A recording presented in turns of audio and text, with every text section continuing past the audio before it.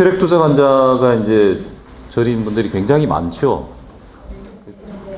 사실은 제가 이 분야에 대해서는 여러분들한테 뭐 이렇게 여쭙고 싶은 것도 많고 그래서 준비를 한 거고요. 제가 뭐 투석 환자의 발, 다리 저림을 다 해결할 수, 다 이해하고 다 해결하느냐 그러지 않습니다. 근데 어떤 분들은 와서 이제 투석하면서 너무 다리가 저려가지고 또는 발이 저려가지고 막 서서 투석을 받는다 이런 분도 봤고요. 걸어 다니면서 받는다는 없었는데 발을 자르고 싶다 뭐 이런 분들도 있더라고요. 그래서 그런 분들을 이렇게 왜 그런지를 좀 찾아보고 한 명 한 명 해결을 하다 보니까 좀 이해를 하는 부분들이 좀 생겼습니다. 보통은 어떻게 하시나요? 투석할 때 발이 너무 저리다 이렇게 하면 1차로 각 병원마다 노하우가 좀 있으실 것 같은데 뭐 발을 주물러 주나요? 어떻게 하시나요? 혹시? 네? 좀 따뜻하게 또 뭐 다른 노하우 없으세요? 뭐 일단 뭐 다짜고짜 뭐 혈관 조형 검사 하자 이럴 수는 없잖아요. 투석 혈류 속도를 좀 낮추면 좀 낫나요? 그렇지도 않나요? 뭐 이렇게 특효약 같은 게 있나요 혹시? 좀 항상 애매하죠. 그래서 저도 이제 이게 왜 애매한가 이렇게 생각을 해봤더니 다리 저리라는 게 환자마다 너무나 다르더라고요. 이게. 어떤 사람은 저리다 하는 것 자체가 정의하기가 굉장히 어려운 거죠. 개인마다 느끼는 게 표현이 다르고 느끼는 게 다르니까 어떤 사람은 다리가 조이고 막 쑤시고 막 안 움직이려고 해도 얘가 막 다리가 저절로 움직여서 너무나 괴롭다 이런 걸 얘기하는 분들이 있고 지가 난다는 걸 저리다고 표현하기도 하고 아프고 욱신하다 또는 아주 차고 시리고 뭐 가만히 있어도 아프다 이런 것도 저리다고 그러고 먹먹하고 둔하다 감각이 이상하다 벌레가 기어가는 것 같고 막 바늘로 찌르는 것 같고 그래서 굉장히 이제 다양한 증상이 있는데 이걸 저리다고는 한마디로 표현을 하니까 뭐 듣는 사람은 구별을 할 수가 없는 거죠 이게 도대체 이분이 어떤 게 불편해서 얘기를 하시는 건지 그래서 이 증상에 따라서 가능성이 있는 것들을 좀 써봤는데 뭐 하지 불안 증후군 이런 것들은 이제 막 가만히 두지 못하는 쥐가 난다는 것은 크램핑 이렇게 표현할 수 있을 것 같고 걸어서 아픈 건 클러디케이션 뭐 비슷한 내용인데 뭐 그런 식으로 표현할 수 있을 것 같습니다. 하지불안 증후군이라는 거는 이것도 이제 좀 공부하는 그룹이 있어요. 그래서 진단 기준이 어떤 거냐면 다리가 막 불편하고 뻐근하고 막 움직이고 싶은 절박감, 이 urge to move라고 돼 있거든요. 근데 이 움직이지 않으면 이제 막 더 심해지고 좀 움직이면 호전이 되고 저녁이나 밤에 심해지고 이런 분들 많죠 투석하면서. 그런데 이게 이제 별다른 이유 없이 생기는 분도 있지만 정맥 우려이 있다든지 다리 부종이 있다든지 관절염이 있다든지 근육 경련이 있다든지 이런 것들하고 감별을 해야 됩니다. 굉장히 이제 증상들이 비슷하기 때문에 증후군 이렇게 돼 있는 건 사실 왜 그런지 잘 모르는 거예요. 그러니까 모르는데 뭐 이런 환자의 공통점이 있더라는 걸 표현한 게 증후군 이런 거거든요. 질병의 아주 기전과 원인에 대해서 모르는 거예요. 다만 현상만 알고 있고 철분이 부족한가 뭐 또는 도파민은 우리가 파킨슨 병과 관계 있는 건데 우리가 근육의 움직임이라든지 운동을 조절하는 우리 몸 속의 호르몬이거든요. 근데 도파민 같은 거하고 관계가 있나 뭐 이런 것도 있고 다리 동맥벽 자체에 뭔가 이렇게 허혈 이스케미아가 관계가 있나 이런 얘기도 있습니다. 이건 영어를 안 쓰려고 그랬는데 다른 표현할 방법이 없어요. 동맥벽 내로 가는 혈관, 심장으로 따지면 코로나리 아트리, 관상동맥 같은 게 모든 혈관에는 다 있어요. 그걸 베이스룸이라고 하는데 이게 허혈 상태가 되면 그런 걸 느낄 수도 있다 이런 이론도 있습니다. 그래서 도파민이라든지 철분이라든지 수면제, 뭐 항경련제, 뭐 진통제 이런 것들이 이제 막 써보는 거죠. 뭐 어쩔 수 없으니까. 정답은 없습니다. 하지불안 증후군에. 다만 제가 이제 강조드리고 싶은 거는 감별해야 될 질환이 있다는 거죠. 특별한 질환이 없는데도 그런 분들이 있고, 감별을 해야 될 질환이 있다. 그 중에서 이제 근육 경련, 크램핑 같은 경우, 이것도 잘 몰라요, 사실은. 근데, 혈압이, 이제 투석환자의 근육 경련이 생기는 게 혈압이 떨어진다든지, 삼투압이 떨어진다든지, 그래서 뭐 이런 맨니톨 같은 거 많이 드리고 그러잖아요. 또는, 그래서 그다음에 일렉트로라이트, 전해질이나 미네랄 이상이라든지 뭐 부갑상선 호르몬이 너무 높아도 그렇다는 얘기도 있고 카르니틴, 바이타민 C 이런 것들이 얘기되고 있습니다. 근데 이제 그건 무조건 이 어떤 호르몬이나 혈압 저삼투압의 문제로 모을 것이냐.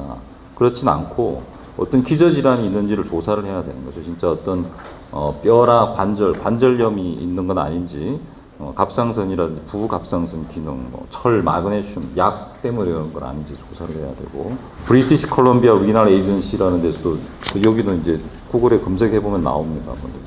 정확하게 이제 권고를 하고 있는 게 동맥이나 정맥 질환이 같이 있는 건 아닌지를 좀 감별을 해줘야 되는 거죠. 근육 경련에 대한 그 좀 응급 조치는 여기서 이게 제시해 놓은 게 있어서 이건 저보다 이제 여러분들이 더 잘 아실 걸로 생각이 되는데, 저는 투석하다가 뭐 이런 걸 해본 적은 없습니다만 아주 재미있는 내용이 스트레칭을 미리 좀 시키라 이런 것도 있고, 발이 너무 조이지 않게 침구 같은 거를, 뭐 알코올 카페인을 좀 조절하고, 근데 이런 것도 있더라고요.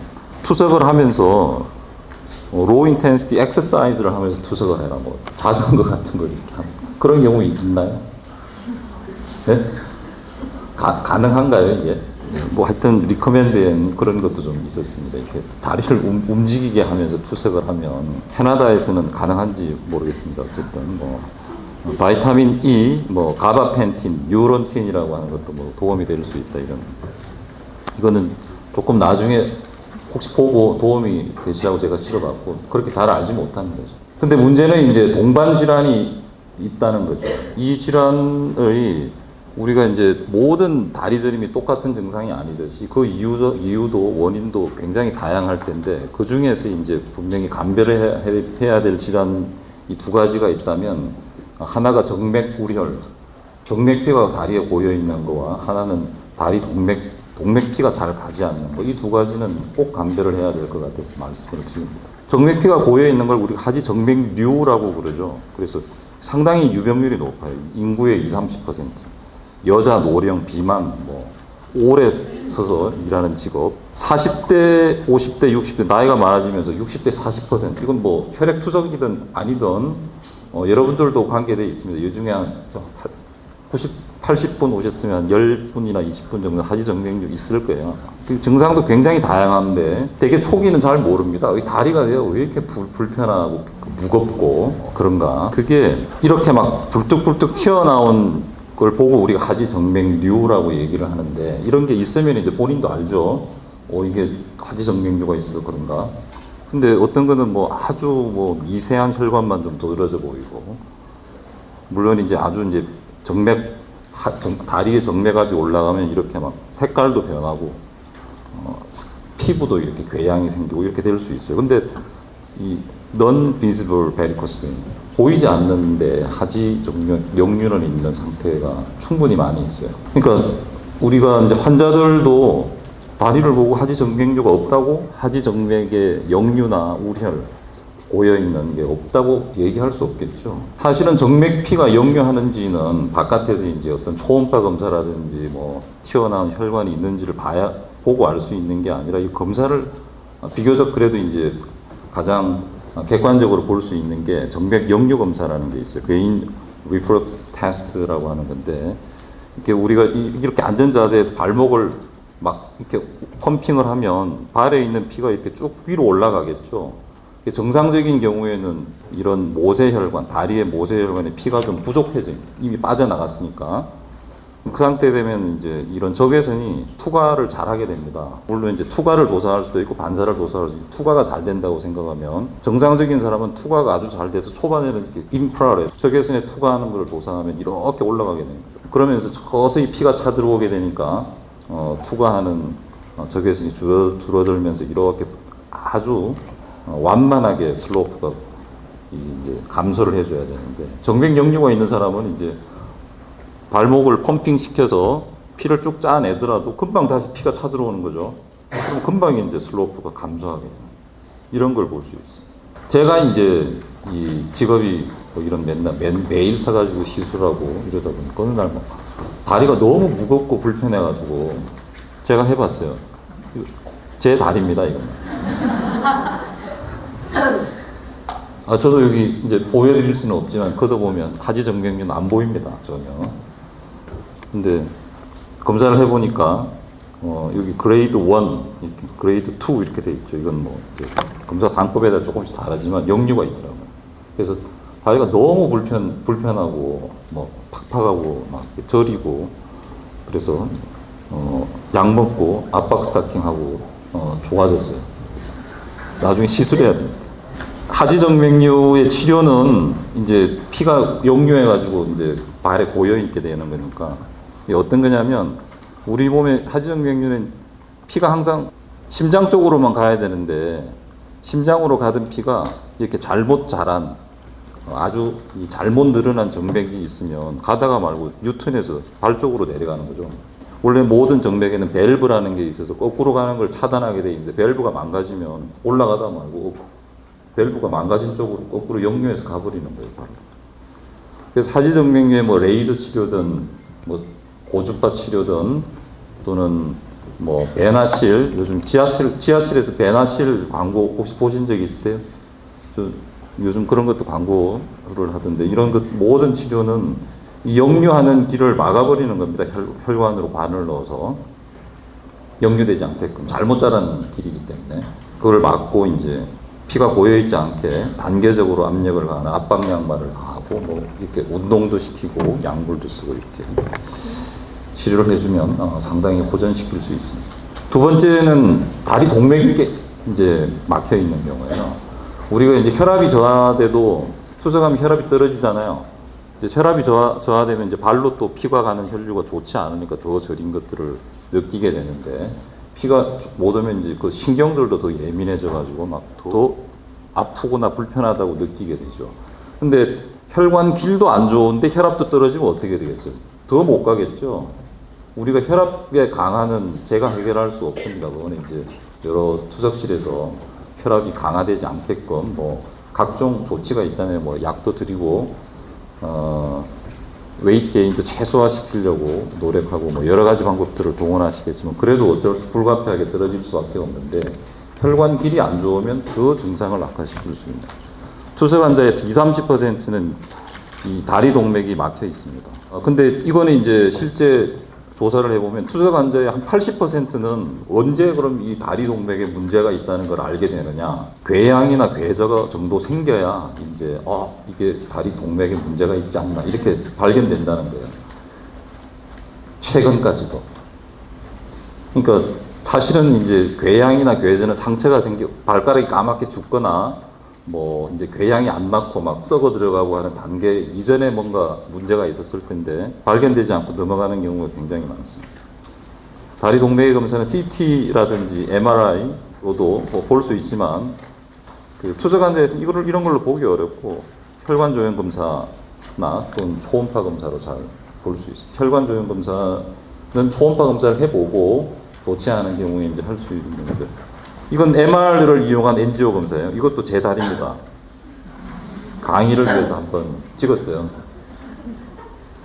이건 이제 제가 워낙 잘 참고 이렇게 최고의 조건을 만들어서 찍어서 그렇지 이렇게 잘 나오진 않고요. 이걸 보여드리려고 해요. 이 혈액투석 환자, 그러니까 심부전 환자들은 칼슘이 조절이 안 되기 때문에 혈관에 석회화가 생긴다는 거 잘 아시잖아요. 자, 그게 어느 정도로 생기냐면 이걸 이 영상을 보면 이건 이제 뼈가 검게 나오게 촬영한 거예요. 근데 이 뒤로 이렇게 검게 무슨 파이프 같은 게 이렇게 들어있죠. 이게 동맥입니다. 원래 엑스레이 사진 찍으면 동맥이 안 보이죠. 뼈만 보이는데 이게 왜 보이냐면 이제 동맥이 뼈처럼 바뀌어 있기 때문에 그렇습니다. 마치 이제 살짝 보이는 정도가 아니라 거의 뼈하고 똑같아 보여요. 뭐 진한 정도가. 실제 검사를 해보면 뭐 아무것도 피가 안 지나가고 완전히 그냥 뼈처럼 굳어있는 이런 혈관들이 되게 많습니다. 이 정도까지 가기 전에 좀 치료가 돼야 좋은데 대개는 이제 이렇게 이게 정상적인 혈관이면 이쪽은 막 좁아지거나 중간에 끊어져 있거나 이런 또는 뭐 발도 발바닥, 발등 동맥이 보여야 되는데 그런 것들이 다 끊어져 있는 상태들이 굉장히 많습니다.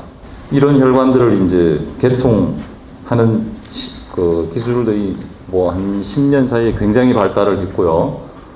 저희들도 이 분야에서 굉장히 그래도 명성을 가지고 있습니다. 그리고 실제 작년에 저희 병원에서 한 500명 정도의 다리동맥 개통수를 했는데 그건 뭐 모든 대학병원을 통틀어서 아마 저희가 제일 많지 않나 생각합니다. 이런 케이스들이 이제 실제 이건 제가 뭐 논문에 실었던 사진인데 발가락 이렇게 된 분들 되게 많죠. 양말 벗겨 보면 저도 이제 투석 환자가 오면 이제 투석 혈관도 보고 그 다음에 양말 벗어 보세요 이렇게 해가지고 이제 보면 뭐 9개월째 이러고 있다 이런 분들 되게 많은데 그런 환자들 다리 동맥을 이렇게 개통 치료를 해주면 이렇게 회복을 쉽게 할 수 있습니다. 이런 분들이 이제 실제 들어보면 투석할 때 발이 항상 차고 저리고 아프고 밤에도 지가 나고 조사를 해보면 동맥에도 문제가 있고 정맥에도 문제가 있고 이런 분들이 되게 많은 거죠. 그래서 혈관에 대한 개통 치료뿐만 아니라 정맥에 대한 치료까지도 같이 병행하고 있습니다. 이렇게 막힌 혈관을 찾아 들어가서 개통해서 피가 잘 가게 하는 게 이제 혈관 개통술인 거고요. 최근에는 보면 이제 발바닥 동맥이만 폐쇄된 경우는 잘 표시가 진짜로 잘 안 나옵니다. 뭐 우리가 다른 뭐 CT라든지 이런 것들을 해도 발바닥 동맥만 완벽하게 막힌 경우는 잘 표시가 안 나요. 이런 경우는 환자들이 이 혈류 속도가 굉장히 느리고 실제로는 발의 혈류가 아주 좋지 않은데 다른 검사에서 나타나지 않는 굉장히 심한 발저림을 갖고 있는 분이었어요, 이분도. 그래서 이분이 그랬었어요. 자기 발을 자르고 싶다 뭐. 그래서 내가 검사를 해보니까 진짜 발바닥 동맥이 완벽하게 막혀 있더라고요. 그래서 이거를 개통 치료하고 나서 그 다음부터 오셔서 이렇게 살 것 같다 이렇게 얘기하시죠. 그래서 혈액투석 환자의 발다리 저림에 다양한 원인이 있고 그것들이 복합적으로 작용해서 유발합니다. 그렇지만 이제 혈관 질환에 대해서 반드시 고려를 해서 감별을 해줘야 될 것 같고 왜 그러냐면 혈관 질환은 교정이 가능하거든요. 나머지는 교정이 좀 어렵습니다. 뉴로패티, 뭐 신경병증 이런 것들 다시 돌아오지 않거든요. 그렇지만 이제 혈관에 대한 문제는 걸러져서 좀 치료가 필요하지 않나 이렇게 생각합니다.